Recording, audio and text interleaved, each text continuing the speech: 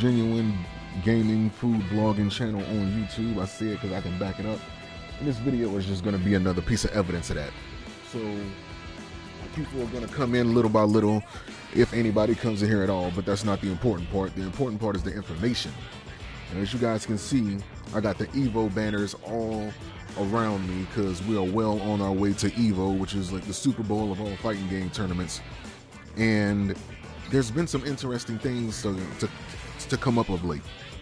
And with that being said, I'm gonna jump right into it. Now, there's been there's a big uproar for the lineup that's been announced for EVO 2018. Now, when you look to my left here, this is the lineup right here for all the games for EVO. Let me turn my music down because I'm pretty sure it's too loud on the stream. I just want to play it in the background. I don't want it to overpower my voice. But when you look at the lineup for the games in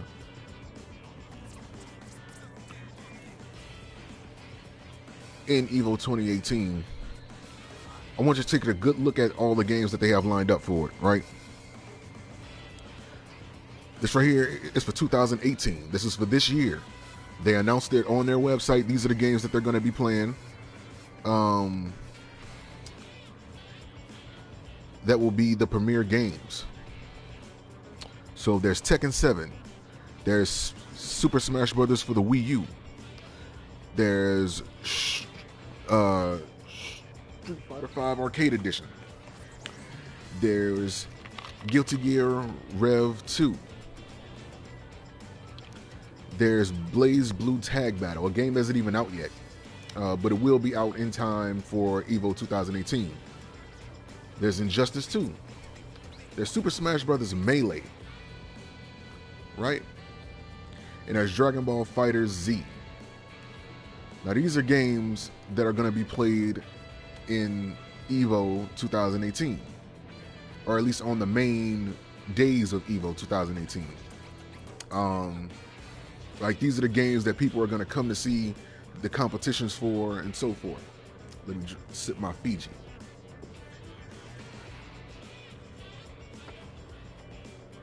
So if you're a person planning on heading to EVO, and you went there last year and the year before, you guys pretty much know that there's a particular game missing from this lineup. And that game is a game that people have been taking less and less of a liking to. I've been one of the people who have been saying,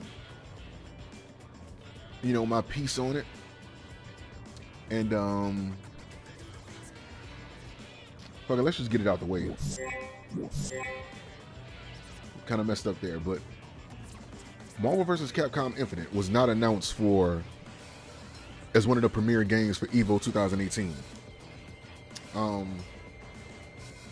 My eyes look way crooked when I have my glasses on. But yeah, it wasn't announced for the main game. Now, they did announce that they were going to do a side tournament for it. Again, like a side tournament, like just to like honor it.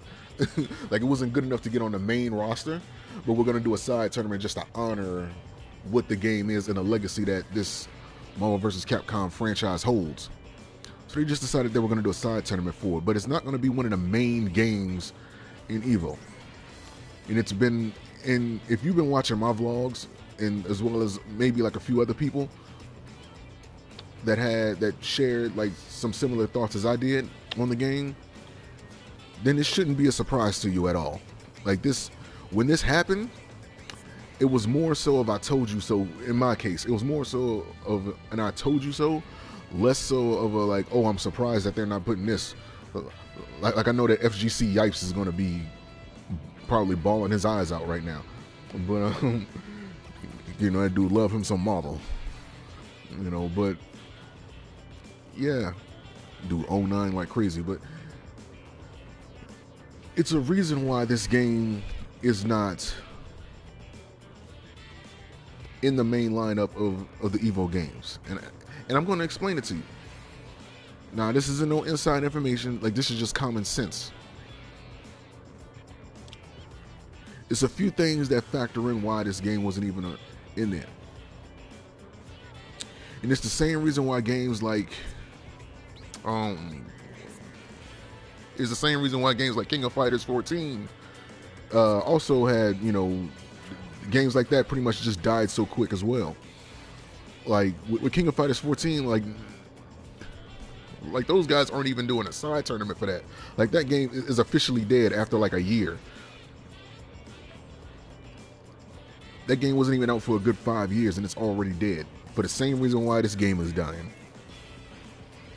Simple one-button push combos. Not only that, but as time went on, people genuinely stopped caring about the game. Like myself, I have not touched this game since the release of the DLC characters.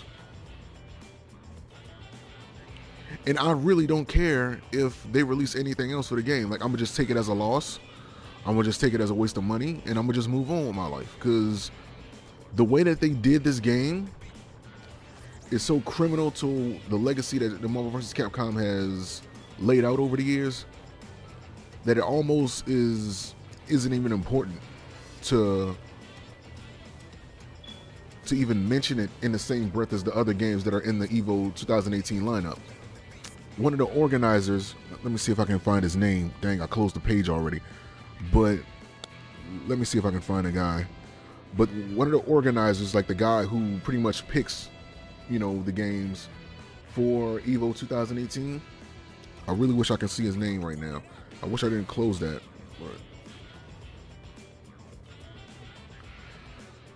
But as soon as I get his name, I'm going to talk about it. But he pretty much said that the reason why they did not put this in for the premier lineup of games to be played at EVO was because, oh, here it is. The EVO 2000, the EVO Championships co-founder Joey Mr. Wizard Cooler, and he got on Twitch he goes by or not on Twitch, but and it was confirmed by the Twitch stream hosted by Markman Julio that Marvel vs. Capcom Infinite will not be featured in 2018 EVO Championship Edition. So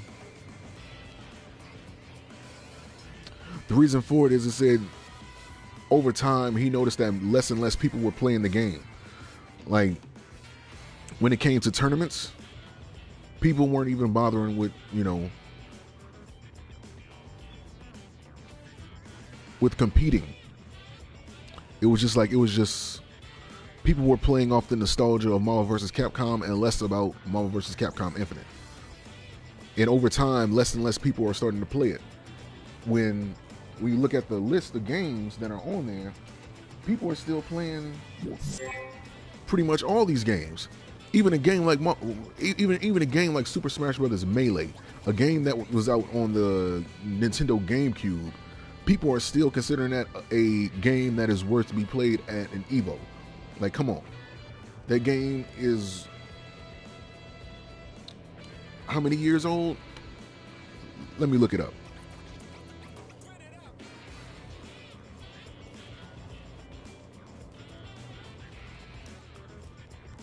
Like, let me look this up. That game came out in 2001. That game is 16 years old.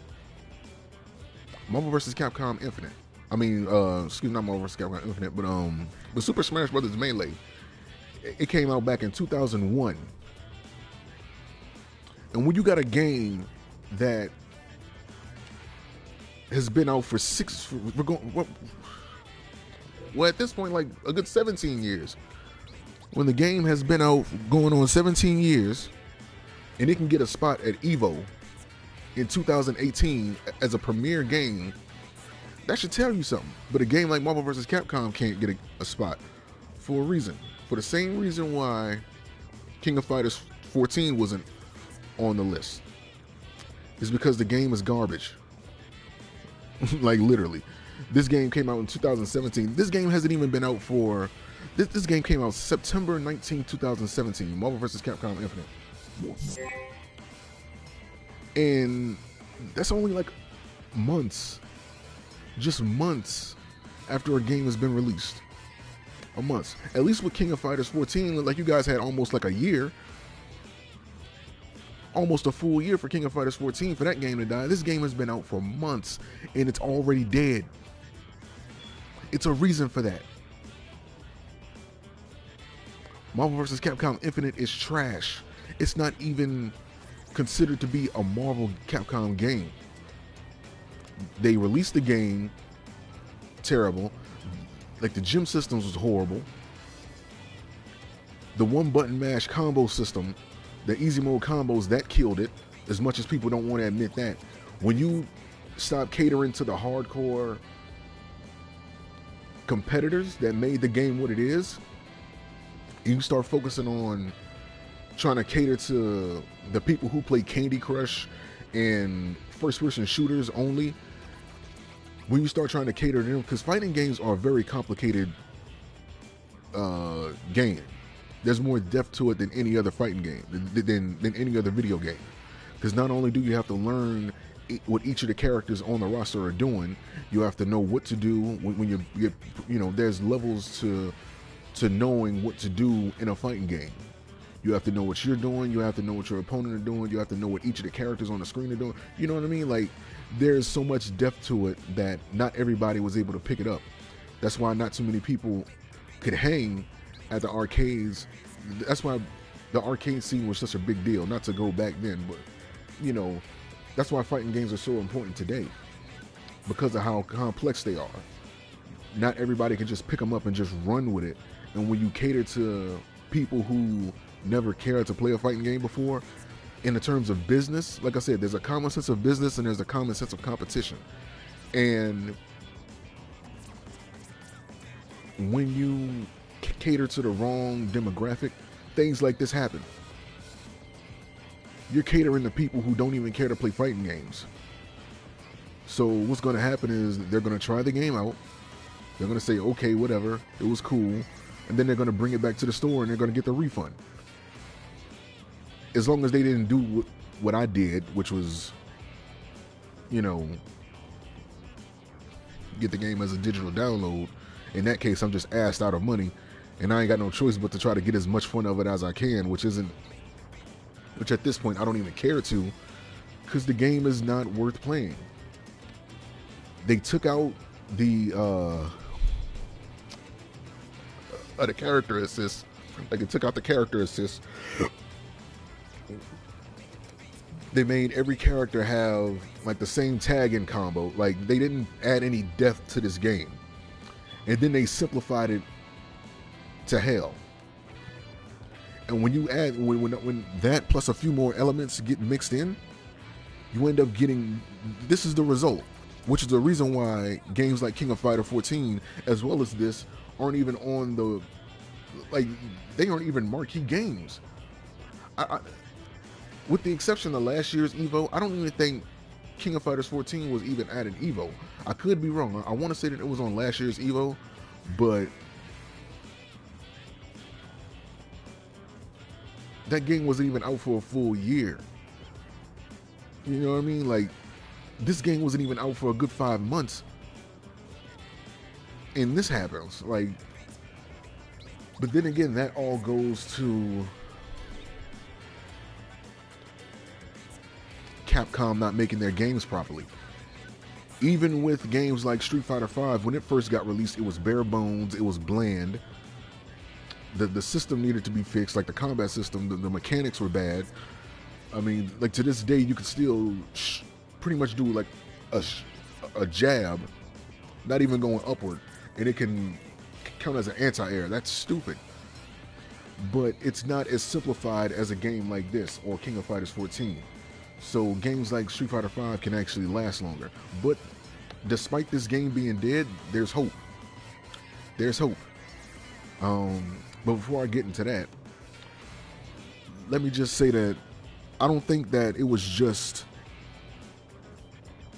those things that killed King of Fighters 14. I mean, that killed Marvel vs. Capcom Infinite. I also want to say that this was a reason as well. Dragonball Fighters. I honestly believe that Dragonball Fighters was the nail in the coffin for Marvel vs. Capcom Infinite, because I said it in my last video. This game is more of a Marvel vs. Capcom game than Marvel vs. Capcom Infinite. Like, this is what Marvel vs. Capcom Infinite should be, and just in terms of the mechanics of the combat and things like that. You know, this is what Marvel vs. Capcom should have been. Like the character assist attacks, like the tag out switches. You know, things like that made Marvel vs. Capcom Marvel vs. Capcom. They put in this game, but they didn't put it in Marvel vs. Capcom Infinite. Like, they took the individuality away from the characters that made you want to select certain characters on your team. Like, you could just pick anybody and just one button push do the same thing. Every character plays the same in Marvel vs. Capcom Infinite. Not every character plays the same in Dragonball Fighters.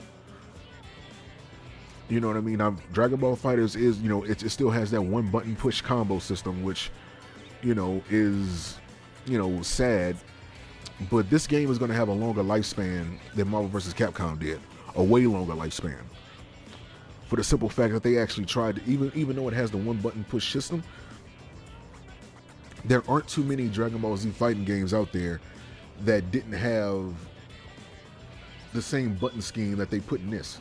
So it's fine. Marvel vs. Capcom never had a one button push combo system. Never. Same thing with King of Fighters 14. Never had a one button push combo system.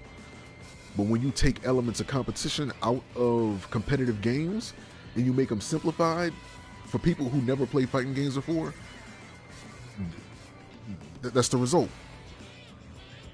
So it's unfortunate. Like I said, I'm pretty sure like we're gonna be hitting from Yipes soon, because Yipes, all that dude know is Marvel. He don't know nothing else. Unfortunately, like, he don't know nothing else. I ain't seen Yipes play another game, another fighting game, since he entered the FGC. All he's been is Marvel vs. Capcom. But that's neither here nor there. I mean, it's sad, yeah, but with the EVO 2018 championships, man, I'm looking forward to all these. But this actually takes a stand to another important cornerstone for every fighting game. You know, that is competition. Without competition, any fighting game that gets made that doesn't have a competitive scene is dead. And that goes for any fight, pretty much any video game in particular. That's why a game like you can still see world championships of games like Tetris. Games like Tetris still is going strong with world championships. With world championships for a reason, because there's a competitive scene to keep it alive. You know, now it may not be big, like, you know, like with today's games, because, you know, that game is like nearly like 3 decades old. But probably older than 3 decades. Let me see. Tetris. That game came out in 1984. That's like 4 decades. That's like 4 decades plus. That game came out 4 decades ago, and it's still considered a classic. It still has a competitive scene. So a game from 4 decades ago, pretty much 4 decades ago, can still have a competitive scene and still be relevant in today. But a game that came out in September of last year can't even last. That's saying something, man. When you don't cater to the competitors and trying to make your game interesting to play for the sake of the competitors, unfortunate things like that happen. Why would you make King of Fighters 14 a one-button combo system? Like, no King of Fighters game, no Fatal Fury game, no, pretty much no game like that. That SNK fighting game that SNK made had those simple mechanics in it. So why would you cater to the wrong crowd like that and basically shoot yourself in the foot? You know what? Never mind, man. But it goes to say that competition makes a game last long. But with that being said, that's going to tie into something else I have to say. I know I kind of went on Marvel vs. Capcom Infinite dying. But before I switch over to this other topic, let me say that there's hope for Marvel vs. Capcom Infinite. Despite me feeling the way that I feel about it, there's hope for it. And what they're going to have to do to save this game, they're going to have to treat this the same way that they treated the original Street Fighter V. When Street Fighter V first came out, it was a bunch of negative reviews on the game. It was bad, it was flawed, and I'm going to just leave it at that. Same thing with this game. It came out, it was bad, it was flawed, it was bland.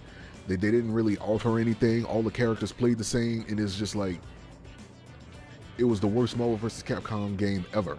And it still is. They made certain gems in the game. You know, they had 5 of the Infinity Stones.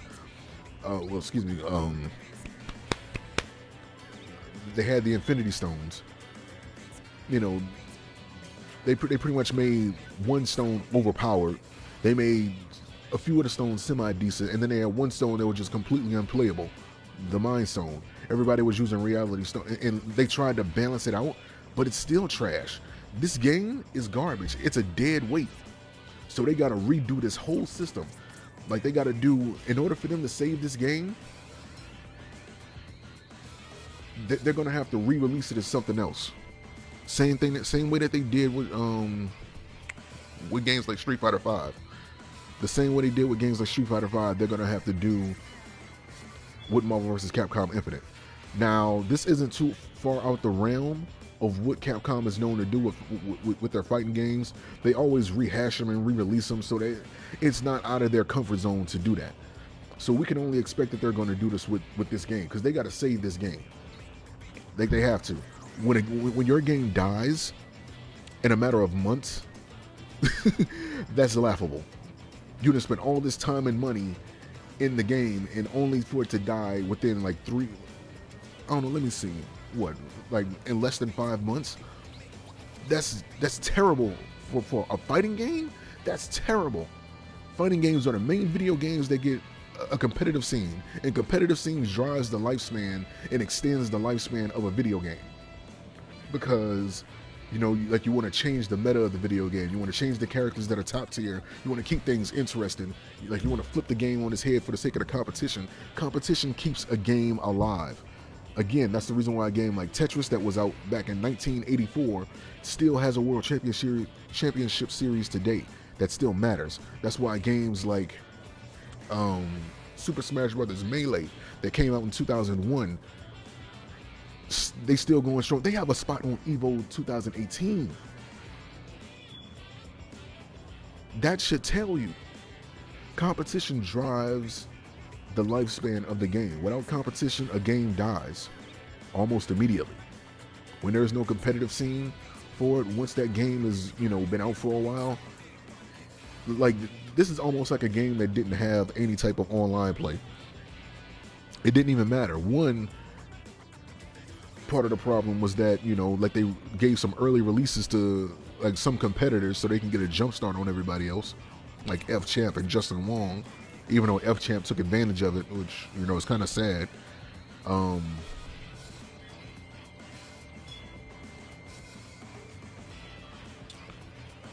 You know, and he had a one up on everybody else.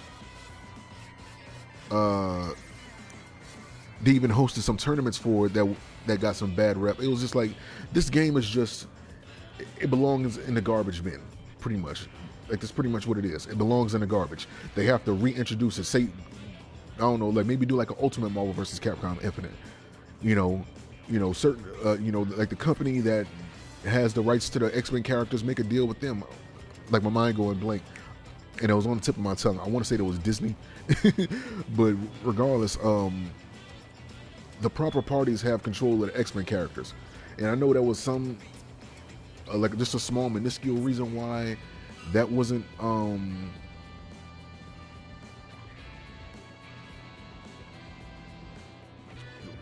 that's just a small reason why people didn't bother with Marvel vs. Capcom Infinite, but it's still a reason, you know. But they have a chance to fix this. They just got to reintroduce it the same way they did with Street Fighter V, reintroduce it as a new game, and basically fix everything that they did wrong with the original version. Get rid of the bad reviews. And that's basically all they got to do. Other than that, man, that's all I got to say. But going back to what I was saying about competition and how important it is, we got to talk about this. Now, for those of you who know about Paragon, Paragon was a game that came out, let's see, Paragon came out back in 2016. And, you know, they tried to compete with games such as League of Legends and Overwatch. It was kind of like Overwatch and League of Legends kind of like mixed. And this was like during the height of like the pretty much like, I want to say at the height of League of Legends and at the height of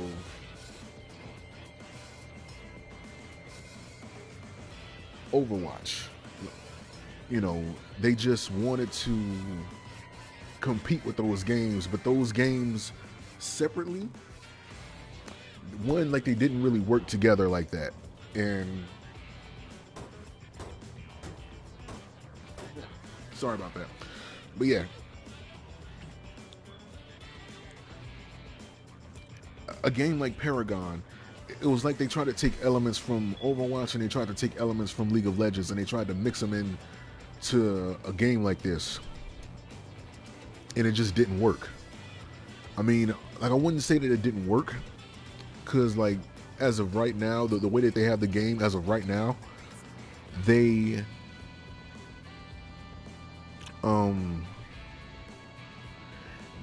that they made it more playable than it was in the earlier betas, but it was still kind of confusing. And it was like, even though it's been simplified, like the damage has already been done for Paragon and nobody wants to play it now. Like, they announced that the game will be shutting down on April 26th this year. This game was out for like a year and it didn't even last. You know, that's, again, and not only that, but there wasn't a competitive scene for it to keep it going. So it's sad to say that Paragon, you know, was a game that, you know, had a lot of potential, but I feel like they didn't do the game right. I will say that I feel like they didn't make the right moves with Paragon. Hence the reason why they feel like they have to shut it down now. This is the same thing what happened with Infinite Crisis, if anybody that remembers that game. Infinite Crisis was like an MMO that tried to compete with League of Legends, and they failed. Like with Infinite Crisis, that came out back in what? Yeah, it came out back in 2015. But it got shut down in August. Damn, like it actually got shut down in August. Yeah, man, like I didn't even know that it got shut down that quick. I thought it came. It was released in March 2015, and it got shut down in August. I have a strange feeling that the game lasted way longer than that, but that's only months. But I feel like they were trying to dive into, you know, a lane that was already being dominated by something else, and they didn't have a clear plan as to how to go about it. And because of that, the game has to, you know, have to suffer. Like, you never want to see something that you're working on fail. You know what I mean? Especially with a game like Paragon that had a lot of potential.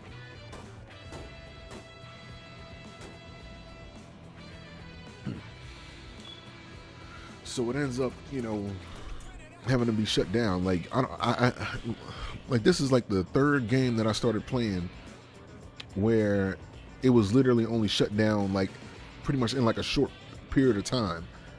Like, the game didn't have a competitive scene, and that's something that needs to be said about competition. Like, you need competition to drive your game.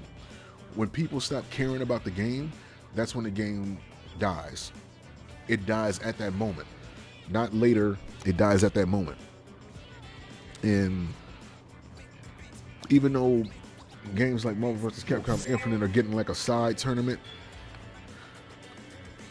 I feel like they're only doing that for like damage control. I don't think they're really doing it because they got a love for the game. I think they're doing it because pretty much just damage control. If you guys remember last time with games like Marvel vs. Capcom 3, there was this big uproar from the Marvel vs. Capcom community that they wanted to see the game at EVO again. Because Marvel vs. Capcom Infinite, you know, that quit being at EVO for like a while as well. You know, like once that game died, people were campaigning to try to get it on Marvel vs. Capcom, to get Marvel vs. Capcom 3 on EVO, because they wanted to give it like a proper send off and things like that. And I feel like, you know, this game can be saved. Again, they just got to re-release it the way they did it with Street Fighter V. They have to treat it like Street Fighter V. They have to re-release it as a new game. They have to fix all the issues with the gym system. They have to give characters a sense of individuality again. And they have to remove this one-button combo system. Even though they probably won't do that, they still got to remove this one-button push combo system. Like, and then on top of that, even if they do that, I don't know if there's going to be any type of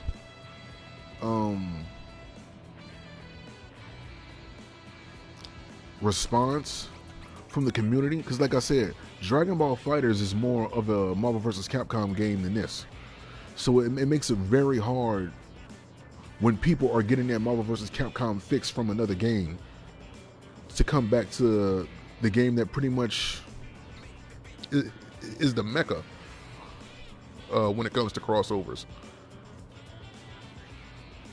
So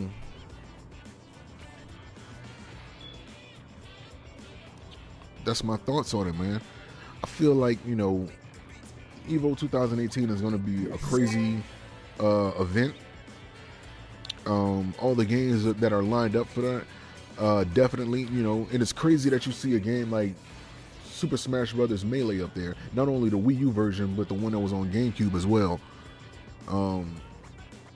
Because people had to campaign to get that game on EVO. And I mean, really campaign for it, for people that know.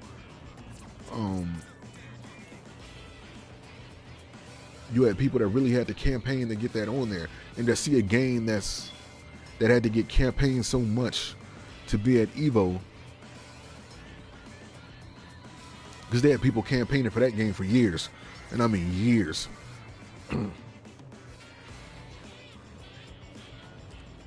to see a game like Super Smash Brothers, a game that nobody thought would ever be at EVO for multiple years back to back, and to see a game that was at EVO, that was an EVO mainstay, get treated like, you know, like dead weight, that's saying something, man. Competition drives your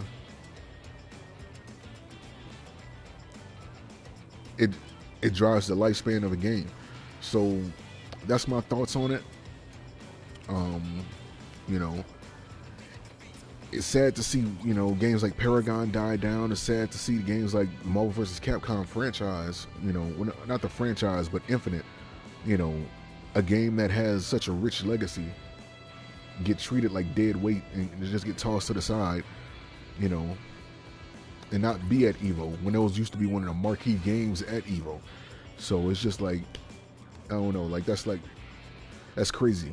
But man, let that be a lesson, man, to anybody who wants to play like those simplified, to any company that wants to make like those simplified games. Just take notes from King of Fighters 14 and take notes from Marvel vs. Capcom Infinite. Games like that will not last long when you're not catering to the sake of, when you're not catering to the competitor, not trying to make a simple game forced into a competitive scene. You know what I mean? So that's it. So that's it, man. Thank you guys for watching. Peace. I will see you guys later. And as always, keep on gaming.